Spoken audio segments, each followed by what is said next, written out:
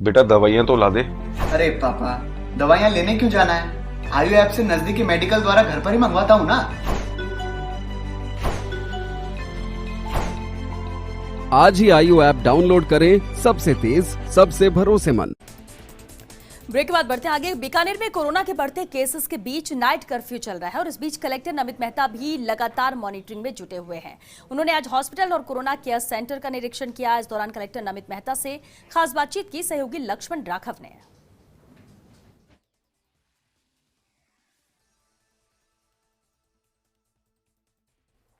बीकानेर में बहुत हद तक कहा जा सकता है कि कोरोना कंट्रोल की तरफ बढ़ रहा है। हालांकि बीकानेर उन जिलों में है जहां नाइट कर्फ्यू है, लेकिन निश्चित तौर पर पिछले कुछ दिनों से जिस तरह से जिला कलेक्टर नमित मेहता एक्टिव रहे, देर रात भी उन्होंने हॉस्पिटल्स की विजिट की, उसके बाद और जिस तरह से पीबीएम को संभालने की कोशिश हुई, फर्क पड़ा है। सर देखिए, अभी ये हम ऐसा नहीं कि हमने जंग जीत ली हो, लेकिन कुछ थोड़ी चीजें सुधरी हैं, तो क्या किसको क्रेडिट देंगे आप, और आगे आपका क्या रोड मैप है कि ये इसी तरह के आंकड़े आए? क्योंकि हम देख रहे थे बीच में बहुत एक तरह से डराने वाली तस्वीर उभर रही थी।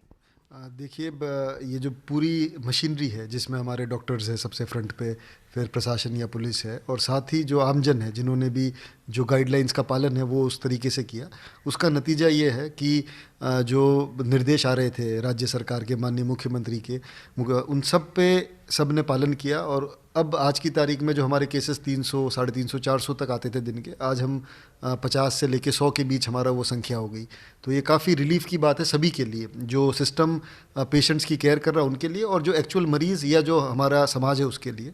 और अगर इस सावधानी को हम बनाए रखेंगे तो आवश्यक रूप से जहां अभी काफ़ी जिलों के अंदर जो संख्या बढ़ रही है, लेकिन फॉर्चुनेटली बीकानेर के अंदर हम एक डिक्लाइनिंग ट्रेंड को देख रहे हैं, और उम्मीद करते हैं कि सब लोग सावधानियों को बनाए रखेंगे, दिशा निर्देशों का पालन करेंगे, तो ये काफ़ी हद तक हमें ये स्थिति बनी। संसाधनों की बात करें, एक चीज़ और है, ऑक्सीजन सिलेंडर्स के लेकर आपने बैंक आपकी मोटिवेशन में शुरू हुए और चीज़ें हुई, इसको लेकर और क्या स्थिति? आईसीयू की क्या हालत है? क्या वेंटिलेटर्स अब जो है पर्याप्त हैं?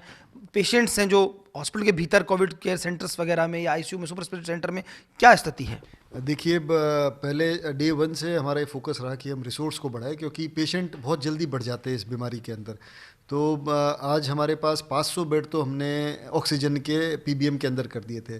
फिर माननीय मुख्यमंत्री जी ने प्राइवेट अस्पतालों के साथ एक बैठक करी वीसी के मार्फत, तो उसका नतीजा ये निकला कि प्राइवेट अस्पताल जो है उन्होंने भी लगभग 500 बेड्स, अब अलग अलग 10 अस्पताल में, जो पहले 3-4 अस्पताल थे, अब हमारे पास 9 से 10 अस्पताल हो गए जो अपने बेड्स जो पेशेंट्स को ट्रीट कर रहे हैं कोविड के। तो 1000 ऑक्सीजन बेड तो प्राइवेट और सरकार को मिला के हमारे पास है। साथ ही हमने जो सीएमएचओ के जो कोविड केयर सेंटर्स थे उनको भी ऑक्सीजन बेड्स में कन्वर्ट कर दिया, तो लगभग 200-250 उनके हो गए, तो 1250 तो हमारे पास ये है।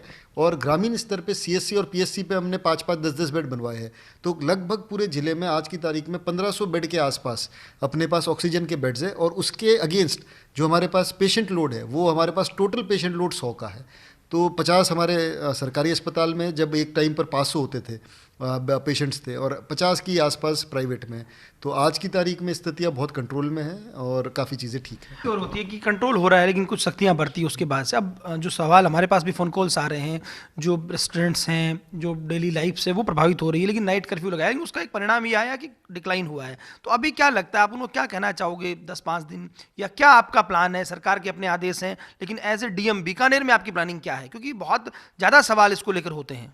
देखिए, 2 तरीके से जो कंटेनमेंट की बात है, एक तो अभी सरकार ने 13 जिलों के अंदर नाइट कर्फ्यू कर दिया, 5 और जोड़ दिए थे, 13 हो गए। तो 8 से 6 कर्फ्यू रहेगा, रात 8 बजे से सुबह 6 बजे तक। 7 बजे दुकानें बंद होती है। 8 बजे रखने का पर्पज़ ये है कि सबसे कम इकोनॉमिक एक्टिविटी अफेक्ट होती है, आप सुबह 6 से लेके शाम 8 तक अपना काम कर सकते हैं।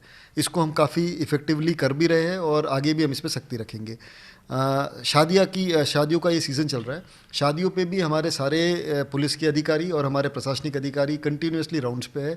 और आपने ये देखा होगा कि अपने यहाँ कोई ऐसी वायलेशन की शिकायत नहीं आई या वीडियो वायरल नहीं हुआ जहाँ बहुत भीड़ हो रही है। 3-4 चालान भी हमने 25,000 के जहाँ में लगा थोड़ा बहुत वायलेशन, वहाँ काटे भी। यानी कि करीब 31 दिसंबर तक ये जो पूरी सख्ती है ये लगभग बरकरार रखने का मन है। बिल्कुल बिल्कुल, ये ऐसे ही 31 दिसंबर, और अगर जब तक इसकी वैक्सीन या आगे इसके बारे में और अपने को नहीं कोई दिशा निर्देश है, तब तक हम ये प्रॉपर तरीके से करेंगे।